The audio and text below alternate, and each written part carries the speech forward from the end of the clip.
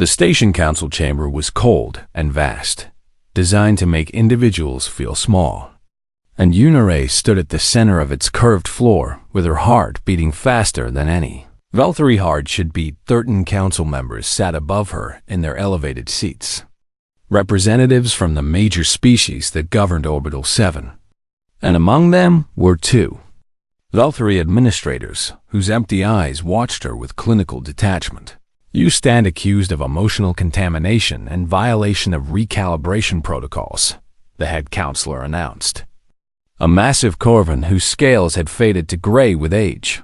Additionally, the human establishment known as Jiangsu's crafts has been flagged for closure under contamination prevention ordinances. Unire felt the fear rise in her chest. But alongside it she felt something else. Something she had learned in a small, warm shop where an old man carved wooden boxes with love. She felt courage. "May I speak?" she asked. And her voice echoed through the chamber. The counselors exchanged glances. And finally the head counselor nodded. Unire turned to face not just the council, but the observation gallery above, where hundreds of beings had gathered to watch the proceedings. And among them she saw Jiangsu, his weathered face calm and proud, his old eyes shining with belief in her. "I am contaminated," she began. And a murmur ran through the chamber. "I have been exposed to human emotional expression, and I have caught what they carry. I have learned to feel." She paused, letting the words settle over the assembly. "And it is the most wonderful thing that has ever happened to me." The Valtteri administrators stirred in their seats, their regulated faces showing flickers of what might have been alarm. "For 23 cycles I existed without feeling anything," Unire continued. "I worked and slept and consumed nutrients and worked again. And I called this efficiency. I called this purpose. I called this life." Her voice grew stronger, and she felt tears beginning to fall. And she did not try to hide them, but it was not life. It was merely existing. It was moving through days without meaning, without connection, without ever once wondering if there might be something more. She pointed toward the observation gallery, toward Jiangsu. "That human man gave me a cup of tea, and he asked about my day, and he remembered my name. And no one had ever done that before. No one had ever seen me as anything more than a function to be performed." Her arm swept across the chamber. "He is not the only one. Look at the gallery.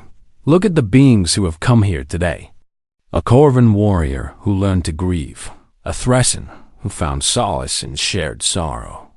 A Yolani who discovered purpose in feeding strangers, all of them touched by human kindness.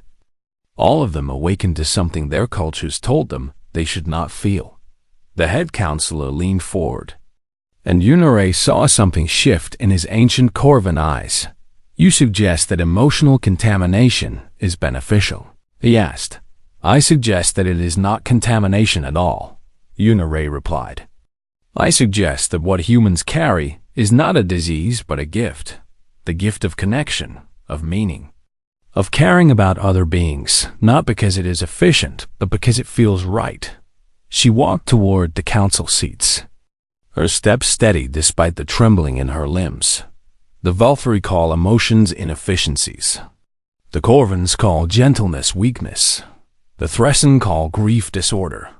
We have all built cultures around suppressing the very things that make existence worth living. And then we wonder why our civilizations feel hollow. Why our people move through their days like machines. She stopped and looked up at the Valtteri administrators, her own people, who stared down at her with their empty, regulated eyes. "I know you can still feel," she said to them. And her voice was soft now, intimate. "I know the chemicals do not destroy our emotions. They only bury them. And somewhere deep inside you, there is still a Valtteri who wonders what it would be like to be warm." One of the administrators, a female with pale blue-gray skin like Unire's own, raised a hand to her neck where her regulator sat, and her fingers trembled against the device. "The human shop must remain open," Unire said.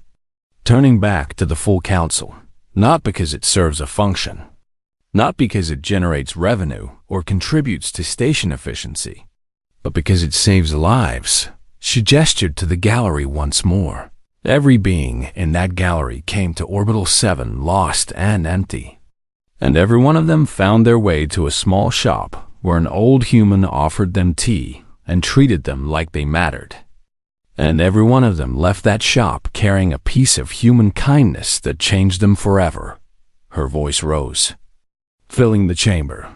That is not contamination, that is healing.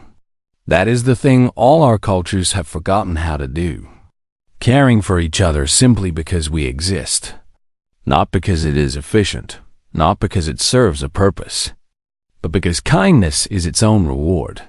The chamber fell silent, and Yunere felt the weight of every eye upon her. And she waited. A head counselor spoke quietly with the other council members. Their voices too low to hear, and Yunere watched their faces for any sign of what was to come. Finally, the old Coven turned back to face her. "This council has heard your testimony," he said, and his voice carried a strange new weight. "We have also received statements from 47 station residents who credit the human establishment with profound positive impacts on their well-being." He paused, and Yunere saw something that might have been the shadow of a smile cross his scaled face. "The closure order is revoked. Jiangsu's crafts will remain in operation, and the contamination protocols regarding human emotional expression will be reviewed." A roar erupted from the gallery. Cheers and cries of joy from dozens of species. And Yunere felt her legs give way beneath her as the tension finally released. She did not hit the ground. Strong arms caught her, and she looked up to see Jiangsu, who had somehow made his way down from the gallery. His old face wet with tears and split by the widest smile she had ever seen. "You did it," he whispered. "Yunere, you did it."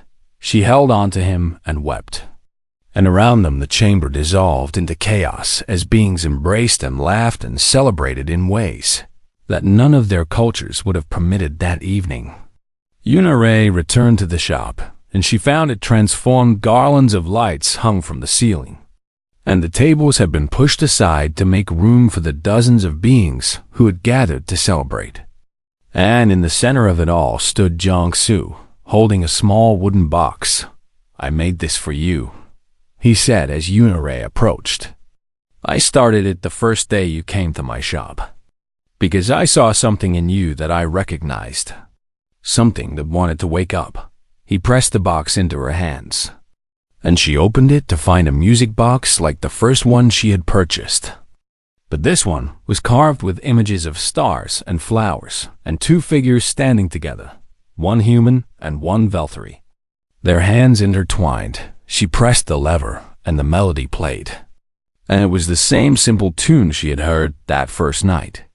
The tune that had stirred something inside her that could never be silenced again. "There is an inscription," Jiangsu said softly. "On the bottom." Yunere turned the box over and read the words carved there in careful human script. "For my friend Yunere, who taught an old man that one small kindness can change everything." She looked up at Jiangsu, at this human who had given her tea and asked about her day and remembered her name, who had shown her what it meant to feel, who had believed in her when she did not believe in herself. "Thank you," she whispered. And the words were not enough, could never be enough. But Jiangsu understood. He always understood outside the shop window.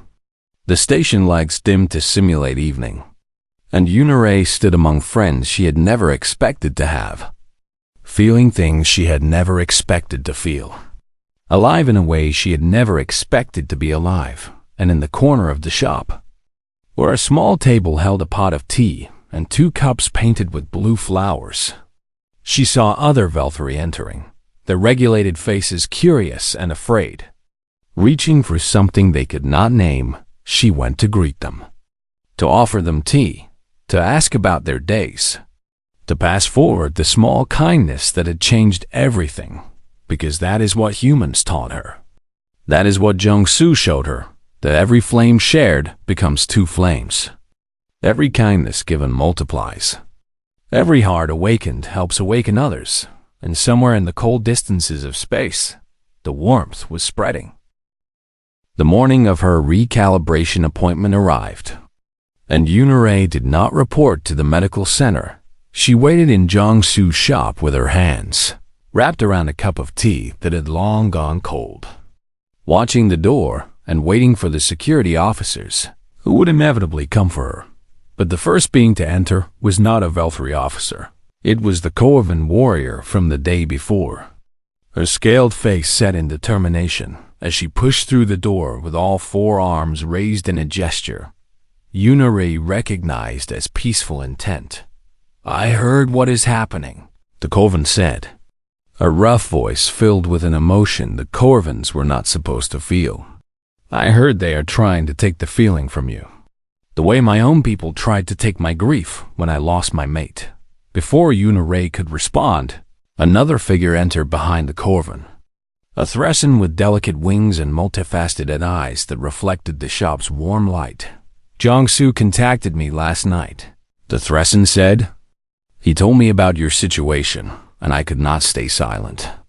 Not when I know what you are about to lose. Not when I remember what it was like to feel nothing." More beings arrived throughout the morning, one by one and then in groups, species Yunarei had never spoken to. Beings she had passed in corridors for 6 cycles without ever truly seeing a Yolani who had volunteered at the human community kitchen and discovered purpose for the first time in his long life. A Morith trader who had learned about humor from watching human performers and now could not imagine existence without laughter. A pair of Helixians who have been introduced to the Vira concept of romantic love through human literature and had since bonded in a way their species had never practiced before. They filled the small shop until there was barely room to move, and they all had the same look in their eyes, the same fierce determination, the same refusal to let someone else suffer what they had almost suffered themselves. "Why are you here?" Yunarei asked, her voice breaking. "You do not know me. You have no obligation to help me." The Corvan stepped forward and placed one massive clawed hand on Yunarei's shoulder with impossible gentleness. "Because Jong-Soo taught us that this is what humans do," she said. "They stand beside the people who are suffering. They fight for strangers. They believe that every being deserves to feel alive." Jong-Soo stood behind his counter with tears streaming down his weathered face. And when Yunarei looked at him, he simply nodded. "This is what Sujin meant," he said softly. "Small kindnesses flames against the darkness. We pass them forward. We share them with others. And before we know it, we have built something the cold cannot extinguish." The Valtteri security officers arrived an hour later, 3 of them in their gray uniforms, their faces blank and their eyes empty in the way Yunarei's eyes had once been empty. They stopped at the door when they saw the crowd inside, and Yunarei watched confusion flicker across their regulated features. "Citizen Yunarei," the lead officer said, "you have missed your scheduled recalibration. You are in violation of emotional containment protocols. You must come with us immediately." But before Yunarei could respond, the Corvan stepped between her and the officers. All 4 arms crossed over her chest in a gesture of defiance.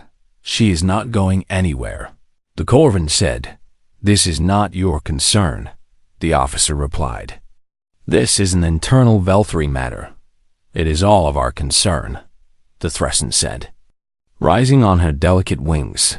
"Because what you do to her, you do to all of us who have learned to feel. You do to everyone who has been told that emotions are weaknesses to be eliminated." The crowd pressed forward. Not threatening, not violent, but present. A wall of bodies and faces and beings who refused to step aside. Yunarei felt something rise in her chest. Something powerful and overwhelming, and before she could stop herself, she pushed through the crowd to stand before the officers. "I will not go with you," she said. and her voice was stronger than she had ever heard it. "I will not let you take this from me. I would rather be exiled. I would rather die than return to the emptiness I lived in before." The lead officer's face flickered again. Something breaking through the chemical suppression. Something that looked almost like uncertainty. "This is not logical," he said.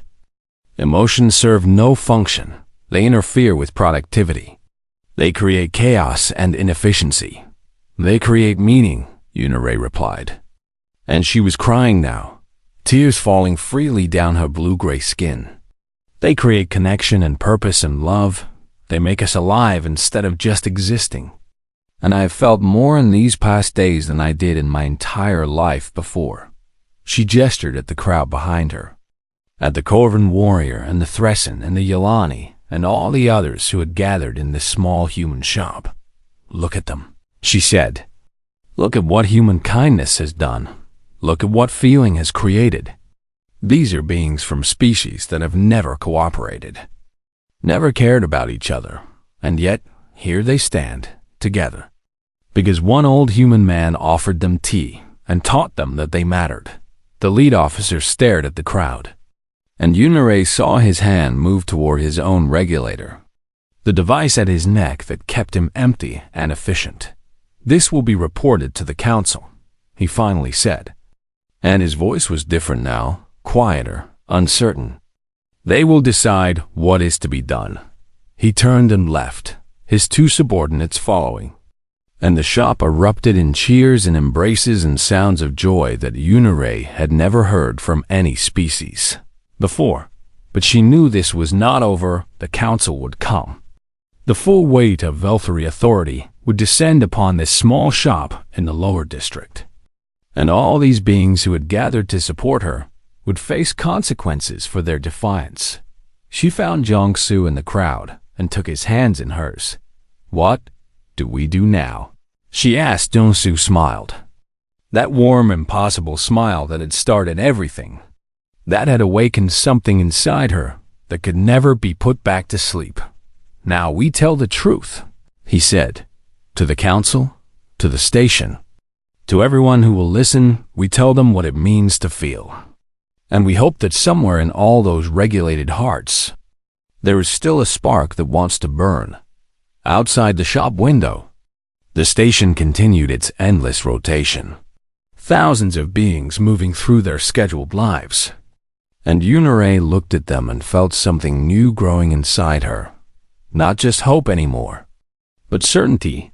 She was going to fight for this, for feeling, for friendship, for the small kindnesses that kept people alive across the cold distances of space. And she was not going to fight alone. Yunarei had 3 days left before her recalibration appointment, and she spent every moment she could at the small shop in the lower district, trying to understand what was happening to her before it was erased. Jiangsu did not ask why she suddenly appeared each morning before his shop opened, did not question why she stayed until the station lights dimmed, did not press her for explanations she was not ready to give. He simply made her tea, carved his wooden boxes, and talked to her as if they had known each other for years instead of days. "Tell me about Earth," Yunarei asked on the first morning. And Jiangsu smiled that warm smile and began to speak of blue skies and green forests, of oceans so vast they could swallow entire Velthari colonies, of rain falling soft against windows while families gathered inside to share meals and stories. "It sounds inefficient," Yunarei said, but there was no conviction in her words. "Only wonder." "It was wonderful," Jiangsu replied. "Not perfect, never perfect. Humans are messy and complicated, and we hurt each other sometimes. But we also love each other with a fierceness that nothing in the universe can break." Love, another word Yunarei had no context for. Another concept her people had decided was unnecessary. And yet when Jiangsu spoke of his wife Sujin, when his eyes grew soft and wet with the grief he still carried, Yunarei felt something resonate deep inside her. "How do you know when you love someone?" she asked on the second day. Jiangsu thought for a long moment. His hands still working on a small wooden bird he was carving for a customer. You know you love someone when their happiness matters more than your own, he said finally. When you would give up anything to see them smile? When the thought of losing them feels like losing a part of yourself. Yuna-Ray looked down at her hands, at the cup of tea she held, at the painted flowers that Jiangsu had said reminded him of her. I think I am beginning to understand, she whispered on the third day. Jiangsu asked her what was wrong. She had been quiet all morning, unable to hide the fear that grew larger with each passing hour. And when he sat down across from her and took her hands in his weathered human fingers, she found she could not keep the truth inside any longer. Tomorrow they will take me for recalibration, she said. And her voice broke on the final word. They will reset my neural pathways and remove all of this. The feelings, the memories, everything I have learned here. And I will go back to being empty and efficient, and I will not even know what I have lost. Jiangsu's face changed in a way she had never seen before. The warmth giving way to something harder, something fierce that made her regulator pulse with warnings she did not understand. No, he said. And the word was not a request, but a declaration. They cannot do this to you. They can, Yuna-Ray replied. It is our way. It is how Velthari have survived. Emotions are inefficiencies that interfere with productivity and social harmony. And I have been contaminated. I have become a malfunction. You have become alive, Jiangsu said. And he gripped her hands tighter. Feeling things is not a malfunction. It is what makes existence worth living, and I will not let them take that from you. But even as he spoke, Yuna-Ray knew there was nothing he could do. Nothing either of them could do against the weight of her entire culture. That afternoon, something unexpected happened. A Corvan entered the shop.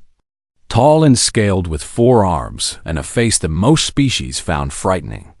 And Yuna-Ray tensed because Corvans were known throughout the galaxy as warriors and killers, beings of violence and honor. But this Corvan walked to the counter and spoke to Jiangsu with a gentleness that made no sense, asking about a particular carved box that she had commissioned weeks ago.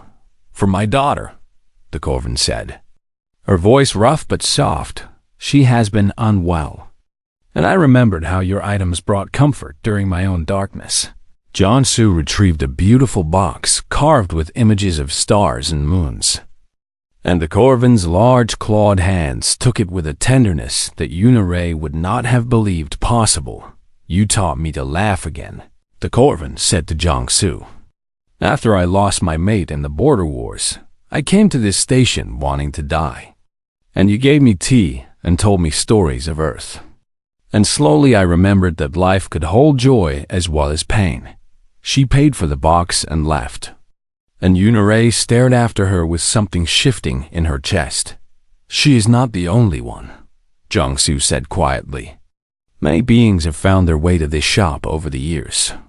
Many who were lost and empty and did not know that they needed someone to see them. He gestured around the small space. At the carved boxes and painted cups and wooden animals. A Thressen came here after losing her clutchmate, unable to process her grief, because her people have no framework for such loss, and we talked for hours about Sujin, about what it means to love someone so much that their absence becomes a wound that never fully heals. And she told me later that our conversation saved her life. He pointed to a small ceramic pot by the window, painted with symbols Yuna-Ray did not recognize. Yolani made that for me after volunteering at the human community kitchen.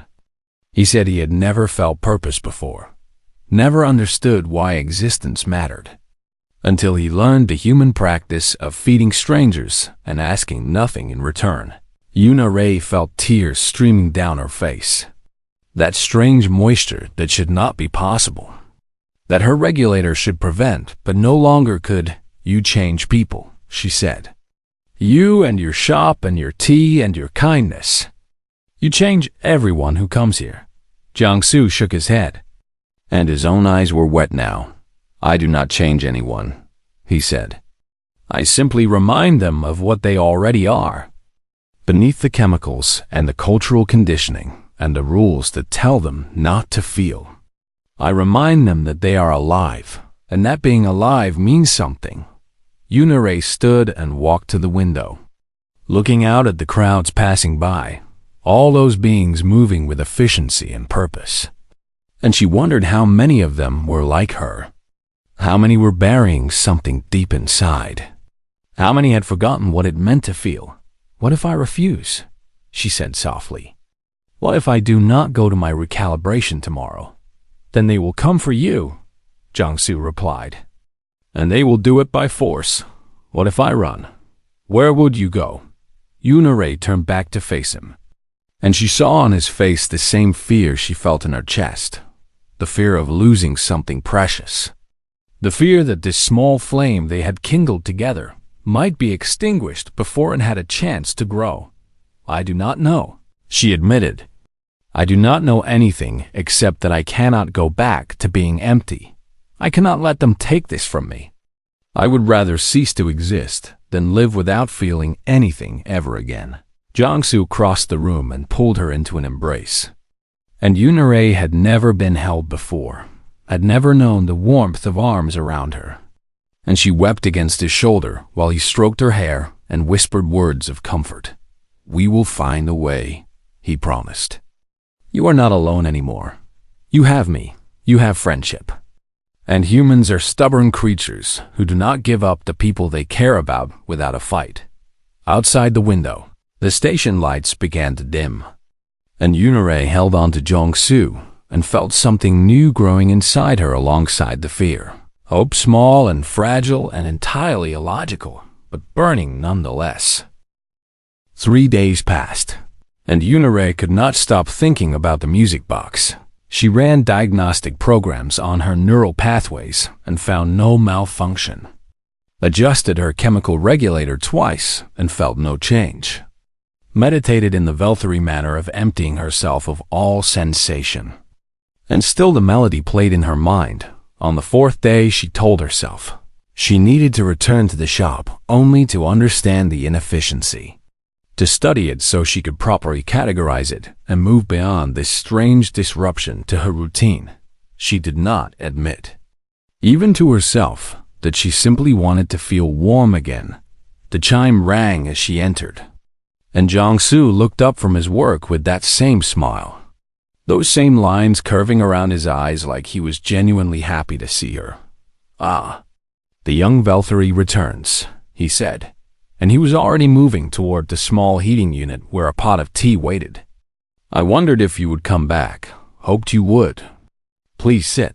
Yunere sat in the same chair by the window, and the afternoon light fell across her hands as she accepted another cup of tea. And she noticed that the cup was different from last time, painted with small blue flowers that seemed to dance when she turned it.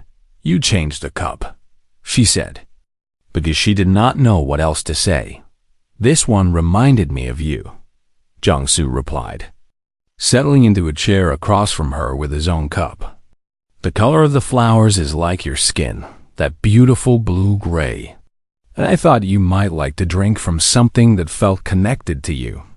He had thought about her. He had looked at an object and wondered if she would like it. He had remembered the color of her skin. Yunere's regulator pulsed a warning, and she ignored it. I do not understand you, she said, and the words came out before she could stop them. I do not understand why you do these things. Why you make objects that take 40 hours when fabricators exist. Why you give tea to strangers. Why you remember details about people you have only met once. Jiangsu was quiet for a moment, and then he set down his cup and leaned forward, his old eyes meeting hers with a gentleness that made something ache in her chest. May I tell you a story? He asked.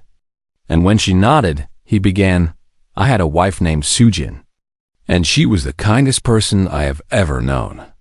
And when she walked into a room, everyone felt seen. Everyone felt valued.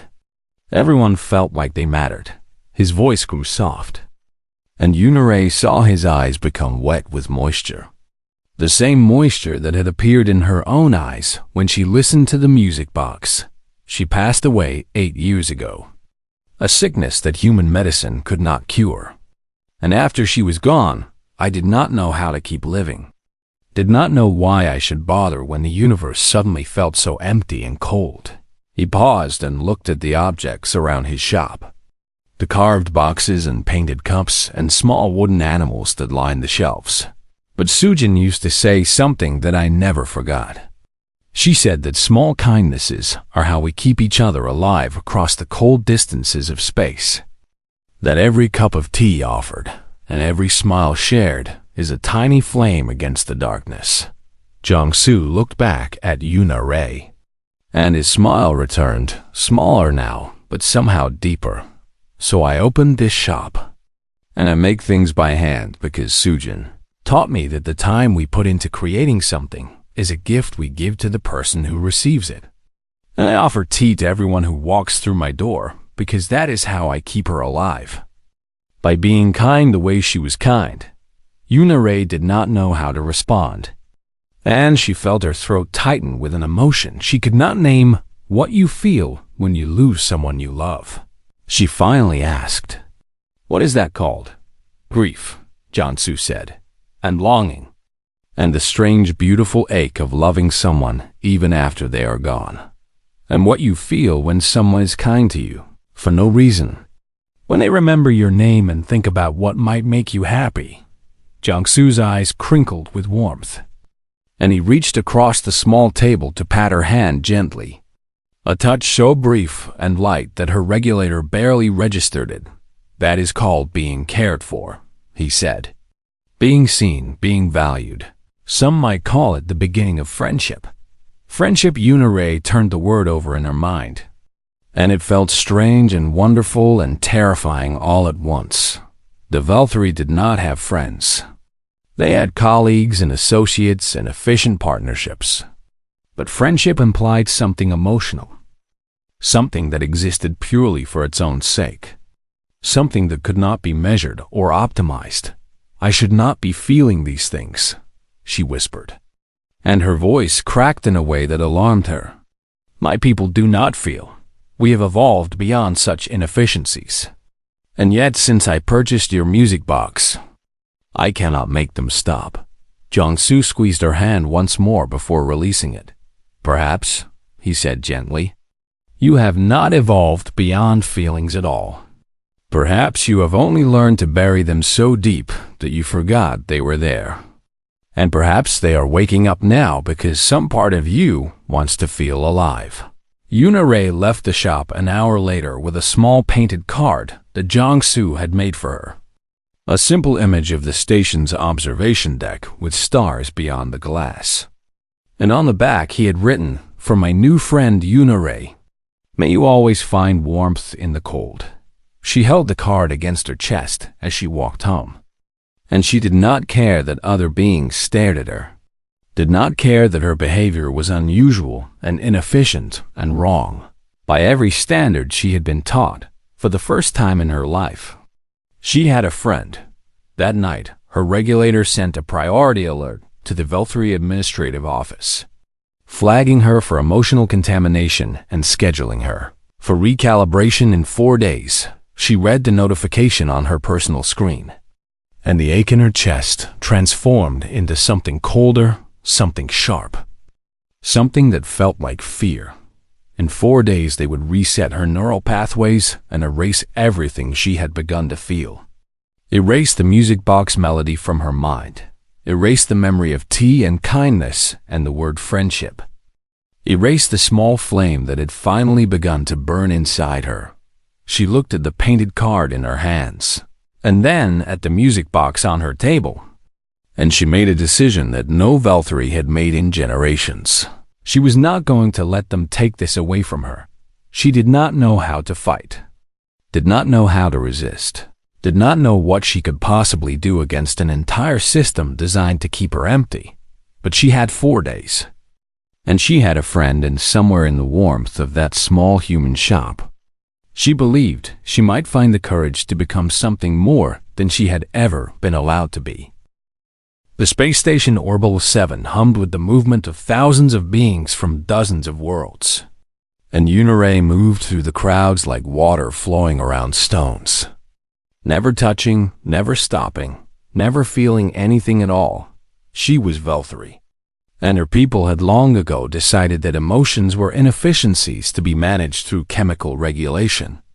And so every morning she pressed a small device against her neck that released compounds into her bloodstream, keeping her calm, keeping her focused, keeping her empty. Her job was to catalog data for the station's administrative sector.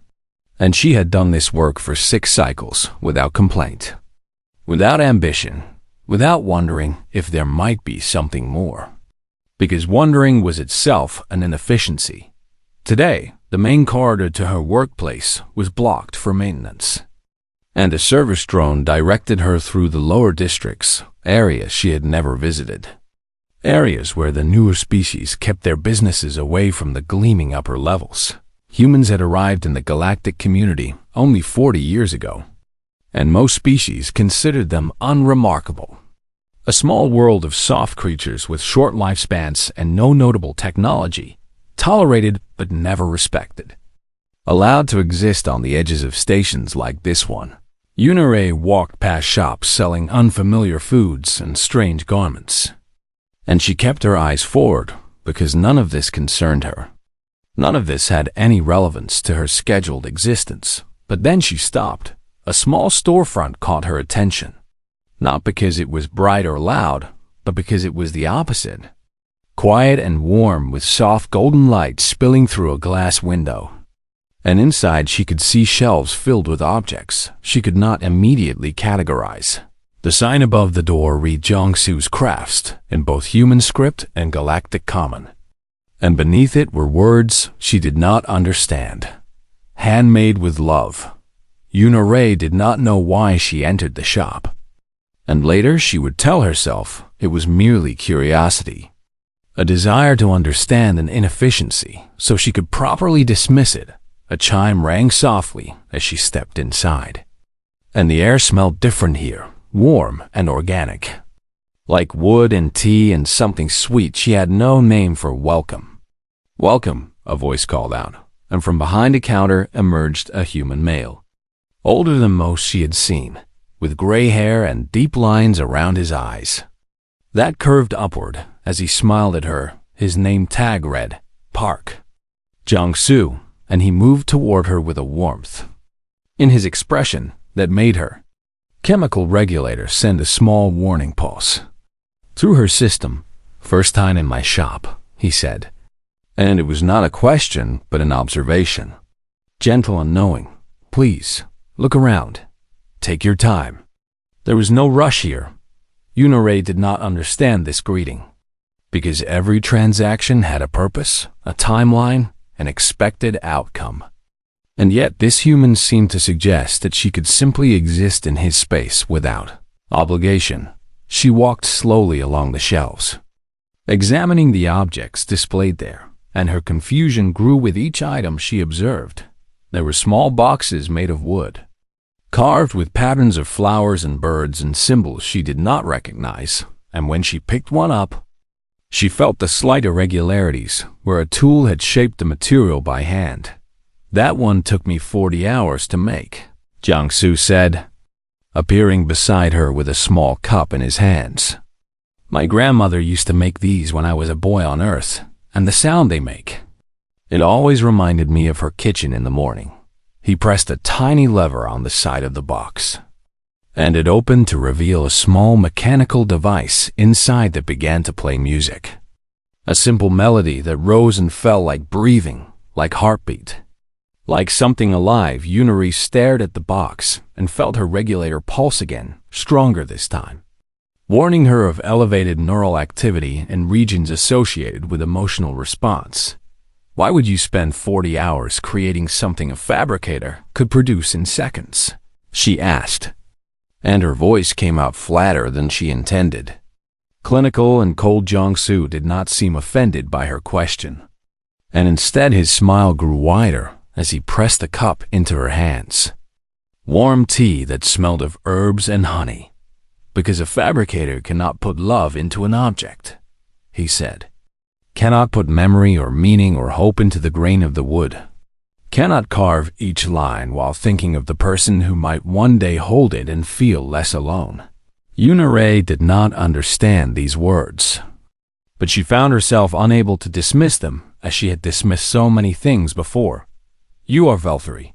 Yes, Jung-Soo continued, and he gestured toward a small seating area near the window. Please, drink your tea. Tell me about your day if you wish, or simply rest. Either way, you are welcome here. She sat because she did not know what else to do. And she drank the tea because it was warm and her hands were cold. And she watched as Jung-Soo returned to his counter and began working on another piece of wood. Humming softly to himself, no one had ever asked about her day. Before, no one had ever offered her something without expecting payment or service in return. No one had ever smiled at her simply because she existed. When she finally left the shop, she carried the music box wrapped in soft cloth, paid for with credits she had saved for no particular purpose. And Jung-Soo had waved goodbye to her from his doorway, calling out that she was welcome to return anytime Yuna walked back to her quarters through the upper corridors. And the crowds pressed around her as they always did. Thousands of beings moving with purpose and efficiency. And none of them looked at her. None of them smiled. None of them knew her name. She placed the music box on the small table beside her sleeping platform and stared at it for a long time, trying to understand why she had purchased it, trying to categorize the transaction in terms that made sense. Finally, as the station lights dimmed to simulate evening, she pressed a tiny lever and opened the box. The melody filled her quarters, simple and sweet and somehow full of something she had no word for. And Yuna felt her chest tighten in a way her regulator could not explain. She pressed her hand against her heart and felt it beating faster than her chemical compounds should allow. And her eyes began to sting with moisture that had no medical cause. Her regulator flashed an alert. Emotional contamination detected. Recommend immediate recalibration. But Yuna did not move to address the warning. Instead, she sat in the dim light of her quarters and listened to the music box play its tiny song. And for the first time in her life, she felt something stir inside her that was not efficiency, not productivity, not purpose. It was small and fragile and completely without function. And she did not know its name, but she knew, with a certainty that frightened her, that she did not want it to stop. The music box played on, and Yuna sat in the darkness. And somewhere deep inside her carefully regulated mind, something ancient and forbidden began to wake.